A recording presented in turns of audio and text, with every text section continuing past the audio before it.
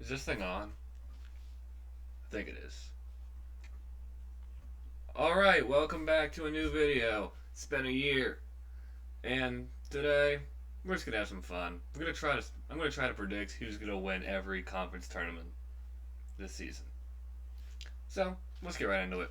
Some of these I'm just gonna absolutely just wing because I don't know enough about these conferences. So, kicking it off, we got our good little friend, the American East. Looking at the standings, there's two, maybe three teams that could possibly win, and UMBC, Vermont, and NJIT. And NJIT actually lost a high point earlier this year, and if we remember going back to a couple years ago, UMBC actually beat UVA, but also that was all pre-COVID, so that doesn't really matter anymore. Just a fun March Madness little nugget. But for this conference, I'm going to go with UMBC as my pick. Next up, the American Conference. As of recently, USF has become a pretty popular mid-major team that could possibly make a run and pull off an upset or two. But also, there's a couple. Tulsa is kind of up there as well, but not as likely or would have the talent to possibly win a game. So I'm gonna go with my pick USF, and now next conference ASUN. So like I said earlier, some of these might be completely random. So I'm going to go with someone completely random, and we're gonna go with Austin Peay.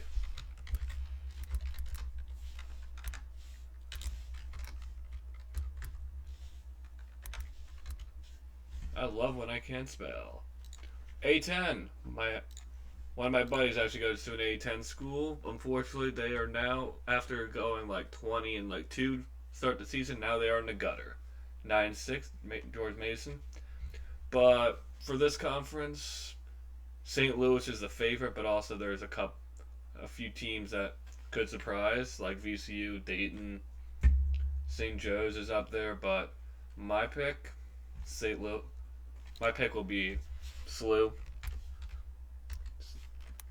St. Louis. Moving on to the good old ACC. Ah, yes, a very chaotic conference where the refs are actually slightly better than the Big Ten refs. So there's a couple teams that could possibly win. Miami's been pretty good recently. NC State's picked it up a little bit. UNC has been pretty good throughout the year. However, Caleb Wilson is out with with a return at some point, but we don't know when. Clemson Clemson's on the downtrend. Louisville's guards are insane, but I I feel like I have to go Duke, unfortunately. Sorry, Nick, but it is what it is. UNC isn't the same without their star player. Anyways, now going to the Gauntlet Conference. Last year that was the SEC. This year's the Big 12. The Big 12 is very top heavy and also has had like a bunch of injuries. Arizona, they started the season 20 like 24 23 24 now and then have lost the first two games and two games in a gauntlet stretch of their schedule. Kansas, Bill Self is undefeated on Big Monday at Allen Fieldhouse. Iowa State, they've been pretty solid throughout the year. Houston got destroyed by Kansas. Texas Tech, unfortunately, JT Toppin is out for the season after tearing his ACL against BYU or something. I don't remember. And then UCF is creeping in there, and then BYU is also shorthanded, but they are still a very good team that could possibly win a couple games in March. But I feel like for my pick for out of the Big 12, I'd have to say I'm gonna have to go. I think I'm gonna go Iowa State out of the Big 12. Feel like they're gonna they're gonna beat Arizona in the championship, but Houston's gonna be the last Big 12 team standing. Moving on to the Big East, it's gonna be this conference is pretty meh, and there's like three teams that are at the top that will probably that could make a run, but Dan Hurley and UConn are just better than the rest. So love it when I can't spell. Moving on to the next conference, Big Sky. Big Sky, a bunch of random teams. Portland State, Montana State, Weber State, where Damian Lillard went, but I'm gonna go with Montana State. Love it when I can't spell. And now to the Big South. Big South, where the High Point Panthers have only lost one game all season. 26-4 on the year, one home loss. And their only main competition in this tournament will likely end up being Winthrop, who they recently beat like a week ago or so. And then Radford is trying to creep in there, but they're not gonna do too much. But so the auto bid out of the Big South is gonna come from between High Point and Winthrop, where totally unbiased, but I think High Point makes their second and goes back to back Big Ten tournaments. Moving on to the Big Ten, where all the chaos goes on, where the teams beat each other up and fail to make anything of note happen in March Madness. The Big Ten hasn't won anything since 2000 when Michigan State won the Natty. They've had a couple teams make the Final Four, make the national title game, but they can't get over the hump. Michigan's loaded. Nebraska's been good, but good all year. Illinois has been really solid. Sparty, Tom Izzo. Purdue, the Final Four is literally like an hour from campus. And then Wisconsin's creeping in there. They've been pretty sneaky all season. Iowa's been pretty good, but it's really going to come probably down to like these four teams between Michigan, Nebraska, Illinois, and Michigan State. And I feel like Illinois is going to actually, Illinois will end up being like probably like the three seed in the conference, and end up probably being like a 2 seed come March, and we'll get the bid out of the Big Ten. However, the Big Ten will probably have like 8 or 9 at large bids not named Illinois. Moving on to the next conference, the Big West, where UC Irvine and Hawaii, and Cal State Northridge are all tied at 11-5. Where it's gonna come down to like pretty much the last game of the season that'll decide who gets the auto bid out of this one. UC Irvine has a solid record, home record. Hawaii has like the overall better record out of the three teams, but I feel like come March, UCI will take the cake and make it to the dance. Coastal Athletic. Won't UNCW, Charleston made a tournament the last couple of years, but UNCW has been pretty solid this year. They actually have the same record as High Point, and I'm gonna take them as the auto bid out of the Coastal Athletic Conference.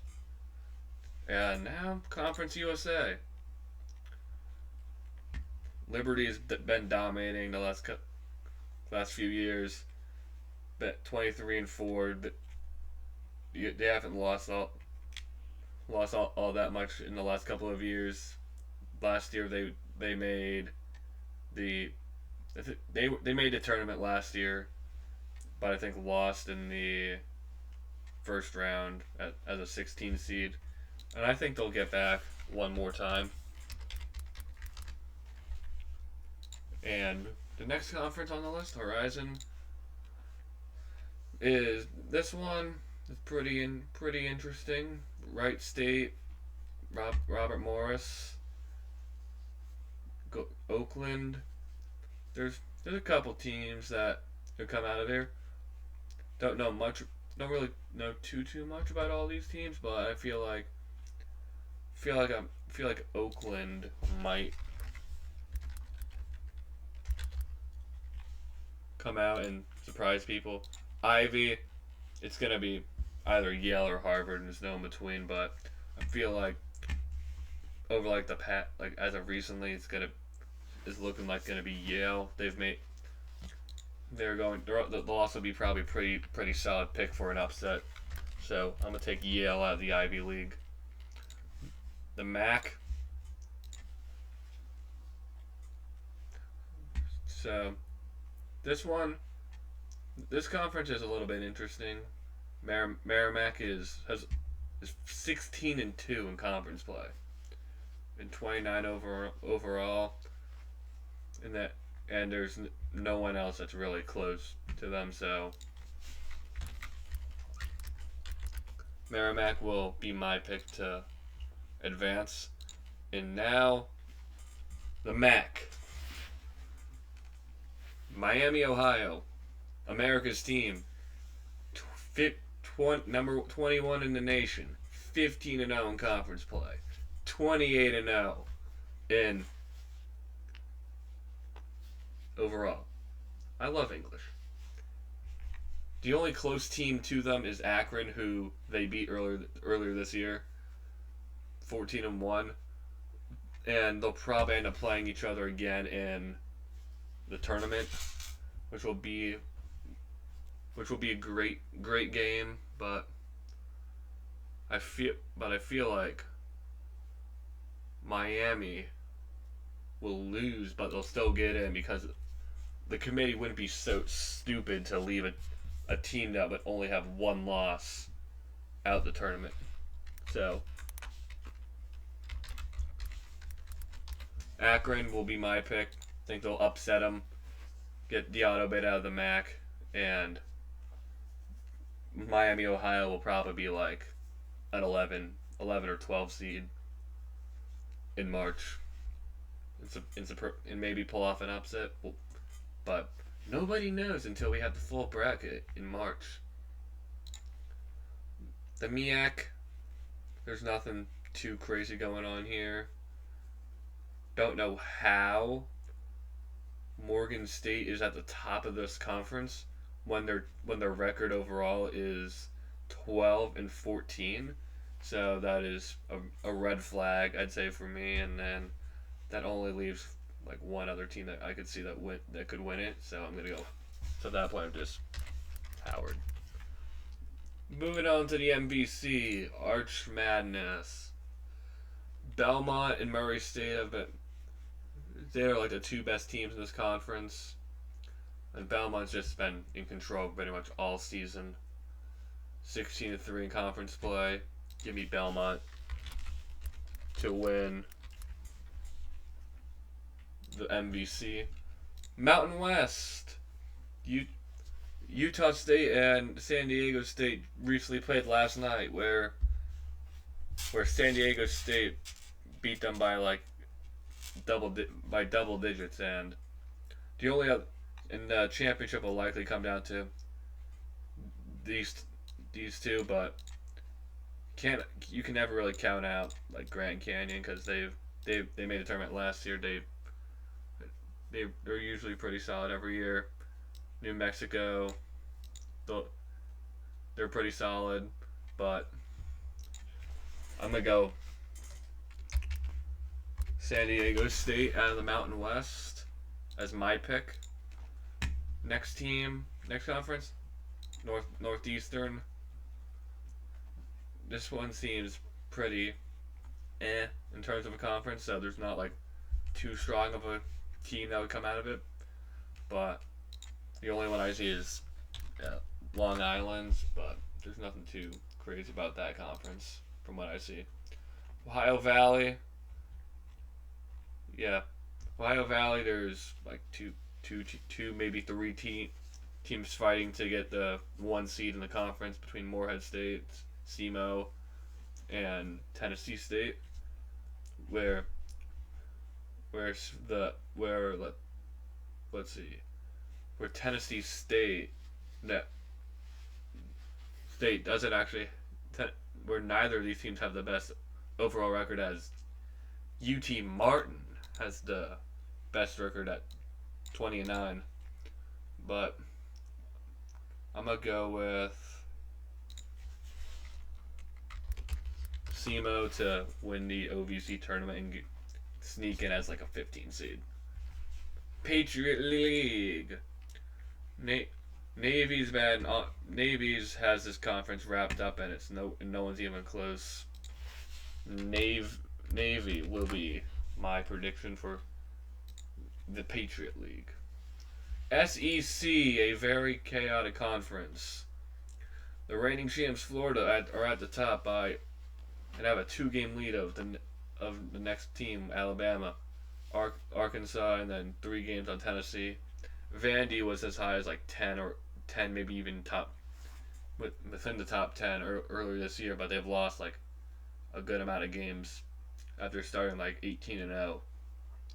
Missouri's trying to sneak in there as well. Kentucky's fallen a little bit after being ranked as high as like top 10 or something earlier in the season. But give me Florida to repeat as SEC champs, if I can remember correctly. Southern Conference, East Tennessee State has a 2-game lead over Wofford, and then Furman is not too far behind them as well. But I think ETSU will win that conference. Southern Conference, Stephen F. Austin has been pretty good, has been strong all year. McNeese, you can never count them out. They've made the tournament the last 2-3 years. And just last year they upset Clemson in the first round before facing off against, I believe, Purdue. And I'm gonna take McNeese to make it.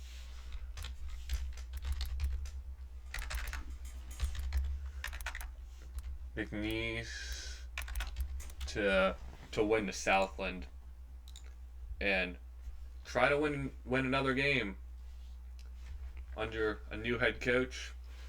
Their old head coach Will Wade went to NC State following the tournament. SWAC conference, Bethune-Cookman has a 2.5 game lead on the next best team, 15-13. There's not really any teams that are really too good, or that I see winning a game in March. But I'm gonna go Bethune-Cookman. Unfortunately, Mississippi Valley State is in the gutter. They'll be good one day, some may say, but